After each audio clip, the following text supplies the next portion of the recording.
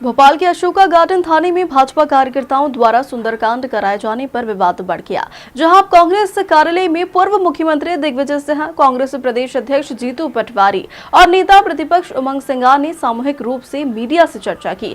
इस दौरान पूर्व सीएम ने भाजपा पर निशाना साधते हुए कहा कि अब थाने में बकरीद और गुरु नानक जयंती भी मनाई जाएगी।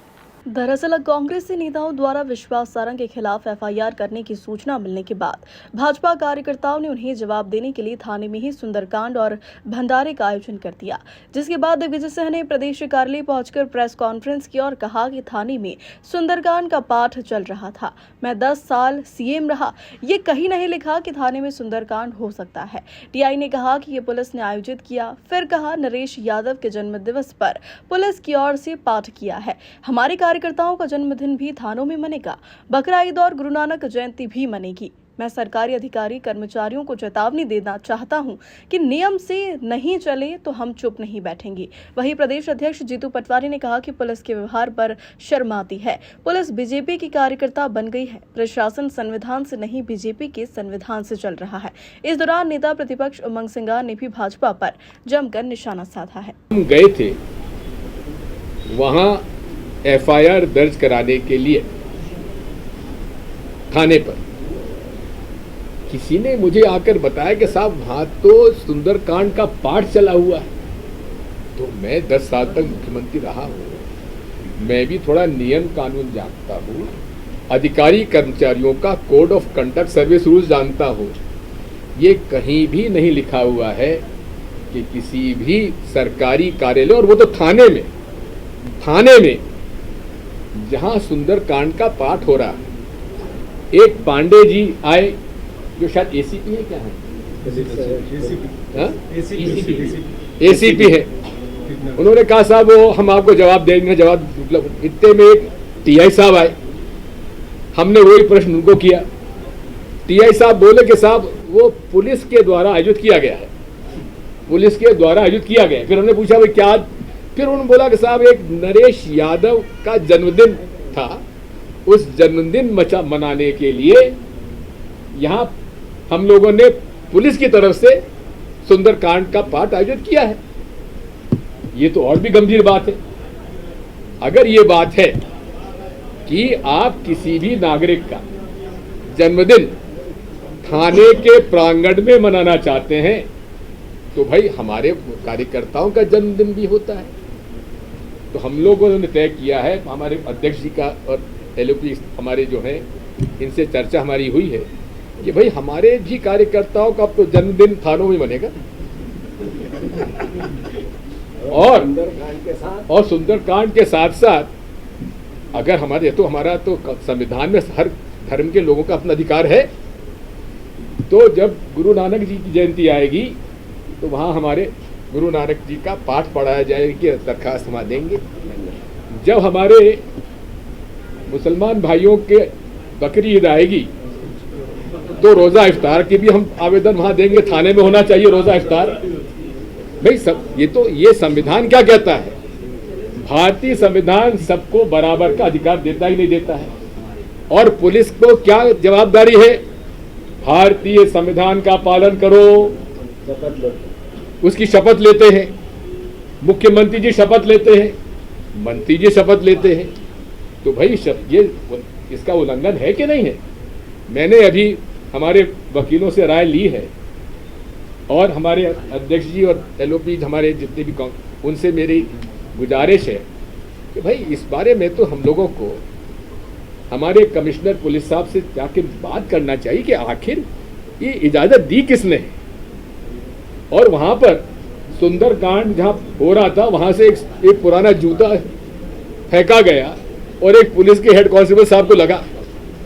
तो मैंने कहा बधाई हो हेड साहब आपको। बात यही है, ये पूरी सरकार पूरे तरीके से संविधान, सर्विस कंडक्ट रूल और नियम कानून के खिलाफ है। और मैं चेतावनी देना चाहता हूं सारे सरकारी कर्मचारी और अधिकारियों को, अगर उन्होंने इसका पालन नहीं किया संविधान का, तो हम कांग्रेस पार्टी इनको नहीं बख्शेंगे। जो अधिकारी गड़बड़ करेगा उसके खिलाफ ही मोर्चा करेगा। अच्छा, सब भाइयों को यहाँ उपस्थित भाइयों का मैं स्वागत करता हूँ। मध्य प्रदेश में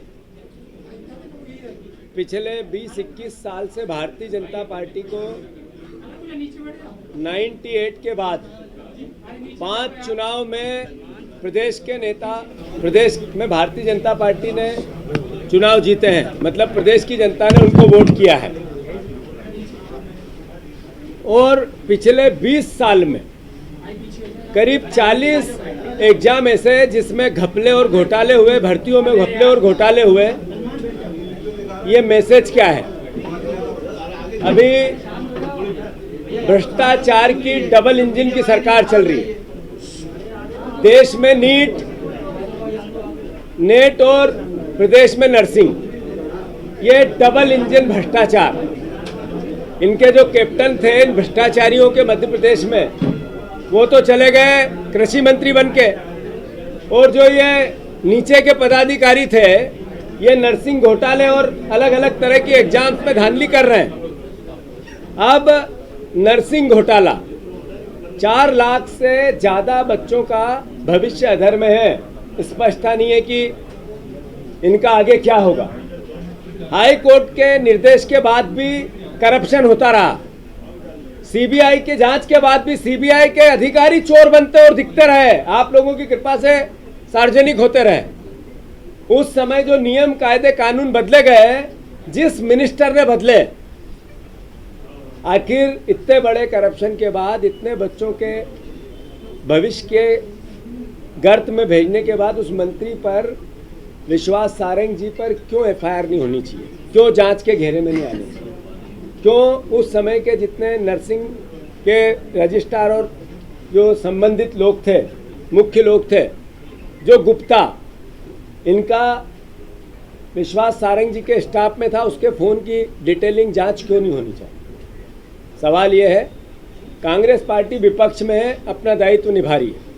सदन में सारे हमारे विधायकों के साथ नेता प्रतिपक्ष जी ने साक्ष्य के साथ सारी बातें की, प्रमाण के साथ सारी बातें की, सब बातें तथ्य और तर्क के साथ रखी, कागज दिए, डोमेन में है। सरकार की थोड़ी सी भी नैतिकता होती, शर्म होती, थोड़ी सी भी इस प्रदेश के प्रति उनकी संवेदनाएं होती, तो उस मंत्री से इस्तीफा ले लेते, जिसके कार्यकाल में इतने 4 लाख बच्चों का स्पष्ट तरीके से घपला और घोटाला हुआ। शासन ने गरीबों से लूटा, मंत्रियों ने गरीबों को से रिश्वत ली। वो नर्सिंग के बच्चे जिन्होंने फीस भरी और उस फीस से उन कॉलेजों ने इनको रिश्वत दी। स्पष्ट है कि सीधा पैसा बच्चों का था। मैं फिर से अनुरोध करना चाहता हूं कि कांग्रेस पार्टी आज जो मंत्री करप्शन में आरोपित होगा, उसकी विधानसभाओं में जाकर हम प्रदर्शन करेंगे। जो बलात्कारी किसी भी भारतीय जनता पार्टी का नेता निकलेगा, उसके भी क्षेत्र में जाके प्रदर्शन करेंगे। इसी प्रकार से पहली फेरिस्ट में हमने नरेला में, चूँकि संबंधित मंत्री की विधानसभा थी, हमने आवेदन दिया, कानून से अनुमति लेके हम थाने पे जाकर जो विपक्ष की बात है, जो नर्सिंग के बच्चों और उस परिवारों की बात है, वो कांग्रेस करने गई थी। दृश्य क्या था, नज़ारा क्या था? थाने के अंदर जिस तरीके से बीजेपी के कार्यकर्ताओं को लाके बिठा दिया, मैसेज क्या था? चोर की डाडी में तिनका। इसका मतलब है कि करप्शन किया है और फिर प्रदेश को मैसेज दे रहे हैं कि हाँ हम चोर हैं, उसके बाद भी डरेंगे नहीं। हमने आपके बच्चों के भविष्य का गला घोट दिया क्योंकि आपने हमें वोट दिया था, फिर भी हम डरेंगे नहीं। ये मैसेज था उसका। अध्यक्ष जी, सम्मानित हमारे सभी साथी विधायक, सम्मानित पदाधिकारी, पार्टी संगठन एनएसआई, और ये आपसे कहना चाहता हूँ कि ये शुरुआत विधानसभा से हमने शुरुआत करी। सभी विधायकों ने मजबूती से इस बात पे लड़े और भारतीय जनता पार्टी को पहली बार विधानसभा का सत्र अनिश्चितकालीन स्थगित करना पड़ा। भारतीय जनता पार्टी सरकार घबरा गई, ये स्पष्ट रहे। आप सब जानते हैं, नहीं तो हमेशा कहते थे कि विपक्ष के हंगामे के कारण हमने इसको बंद किया। महत्वपूर्ण बात यह है कि चाहे आप समझते हैं कि बड़ी जो नियुक्तियां होती है वो सरकार करती है, रजिस्ट्रार की नियुक्ति हुई, चाहे सुनीता सीजीयू की नियुक्ति हुई, चाहे चंद्रकला दिग्विजय की नियुक्ति हुई, ये जो नियुक्तियां हैं विश्वास सारंग के कार्यकाल में हुई और ऐसे लोगों को इन्होंने रजिस्ट्रार बनाया जो इनके लिए सिर्फ जी हजूरी का काम करते, जिनकी योग्यताएं नहीं थी। तो ये इन बातों को प्रमाण को लेके हमने सदन में भी बात कही, साथी विधायकों ने भी बात करी और इस बात को लेके हम चाहते हैं कि सरकार विश्वास सारंग पर एफआईआर दर्ज करे और मंत्री से हटाए। भाई आप अगर सही है तो आप क्यों घबरा रहे? महिलाओं को आगे करके विश्वास सारंग, मुझे नहीं समझ में नहीं आता, एक मर्द आदमी ना मर्द वाली हरकतें कर रहा है। तो मैं ये कहना चाहता हूं और आपके चैनल से ये भी कहना चाहूंगा कि ये एक घोटाला था। इस घोटाले की लड़ाई कोर्ट से आखिरी तक, न्याय तक प्रदेश के हर युवा के लिए लड़ी जाएगी। इसके साथ मैं आपसे कहना चाहूंगा कि अगला घोटाला विश्वास सारंग का फिर मैं आपको बताऊंगा आने वाले 4 दिन के अंदर। उसके लिए विश्वास सारंग को चुनौती देना चाहता हूं, तैयार रहे। उसके अंदर भी प्रमाण है कि आपने किस प्रकार से घोटाले कर रहे, किस प्रकार से प्रदेश के युवाओं को आप दिग्भ्रमित कर रहे। मैं यही कहना चाहता हूं कि कांग्रेस पार्टी हर युवा जिसके साथ प्रदेश में अगर नुकसान होगा, उसके भविष्य के साथ खिलवाड़ होगा, पूरी खड़ी है। हम यही कहना चाहते हैं कि न्याय मिले, उस युवा को न्याय मिले जिनकी गलती नहीं है कि फर्जी कॉलेज में एडमिशन लिया। उन्हें अगर पता होता फर्जी कॉलेज तो वो एडमिशन नहीं लेते। उस युवा के साथ उनके स्कॉलरशिप में आपने छेड़ करा, गड़बड़ की गई, उसके बारे में कोई नहीं है। आपने एक एक फैकल्टी को केरल से ला के 10-10 कॉलेज में दिखाया गया, उसके बारे में महेंद्र गुप्ता जी कहाँ गायब, कहाँ अंडरग्राउंड हो गए, क्यों? इन्होंने, इनके कंप्यूटर थे, कंप्यूटर में जनरेट होते थे। तो मैं आपसे ये कहना चाहता हूँ कि इस प्रकार की सब प्रमाणिक चीज़ें हैं और माननीय उच्चतम न्यायालय भी इसके अंदर, हाईकोर्ट भी संज्ञान ले रहा है, उनकी भी मॉनिटरिंग चल रही है। हम चाहेंगे कि इन जो तथ्य हमारे द्वारा दिए गए, विधायकों के द्वारा दिए गए, बच्चों के माध्यम से आए, उन तथ्यों को भी जोड़ा जाए इस जांच के अंदर। लेकिन सरकार, मोहन यादव सरकार, मुझे लगता है कि मोहन यादव जी विश्वास सारंग से शायद डर गए या विश्वास सारंग मोहन यादव पे भारी है। ये इससे लगता है कि भ्रष्टाचारी मंत्रियों को मोहन यादव सरकार बचा रही है।